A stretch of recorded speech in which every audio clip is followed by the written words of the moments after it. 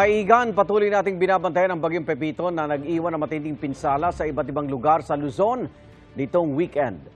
Ang bagyong Pepito ang ika-4 na bagyo ngayong Nobyembre. Gabi nitong Huwebes, November 14, pumasok sa Philippine Area of Responsibility ang nooy severe tropical storm Pepito. Mabilis itong lumipat sa bansa o lumapit sa bansa, partikular sa Bicol Region at Eastern Visayas.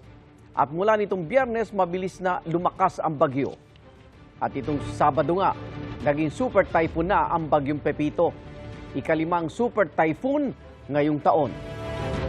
Sabado ng gabi, naglandfall ang super typhoon Pepito sa Panganiban, Catanduanes.